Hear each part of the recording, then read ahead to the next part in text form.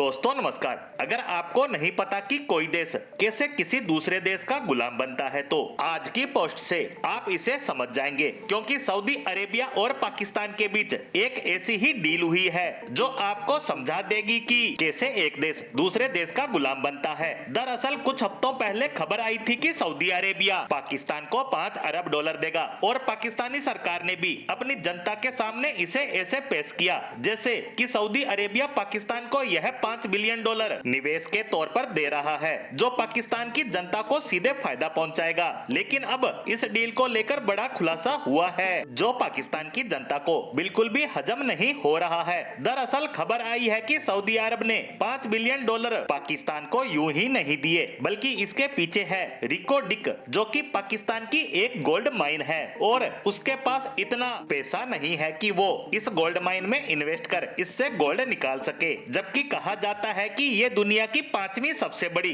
Gold deposit mine है, यानी कि इससे अगर सही से खुदाई की जाए तो ये दुनिया की 5वीं सबसे बड़ी सोने की खान साबित होगी। और इसीलिए सऊदी अरेबिया ने पाकिस्तान की मजबूरी का फायदा उठाया, क्योंकि उन्हें पता है कि पाकिस्तान को पैसे की बहुत सख्त जरूरत है और उसका खजाना मुश्किल से 5 से लेकर $7 बिलियन के बीच बना हुआ है और ये कभी भी बैंक करप्ट हो सकते हैं। और सऊदी ने इनकी परिस्थितियों का फायदा उठाया और पाकिस्तान को कहा कि हम आपको 5 से लेकर $6 बिलियन देंगे, लेकिन बदले में आपको रेकोडिक, जो दुनिया की 5वीं सबसे बड़ी सोने की खान कही जाती है, ये आपको हमें सौंपनी होगी। खैर पाकिस्तान भी भयंकर परेशानियों से घिरा है और उसका खजाना बिल्कुल खाली होने की कगार पर है और इनकम के सोर्स भी दूर दूर तक नजर नहीं आ रहे थे। ऐसे में मजबूरी में आकर पाकिस्तानी सरकार ने सऊदी अरेबिया के सामने घुटने टेक दिए हैं और दोनों देशों के बीच अब ये डील होने जा रही है, जिसके बाद यह रेकोडिक सऊदी अरेबिया के हाथों में चली जाएगी। और सही से देखा जाए तो यह पाकिस्तान के लिए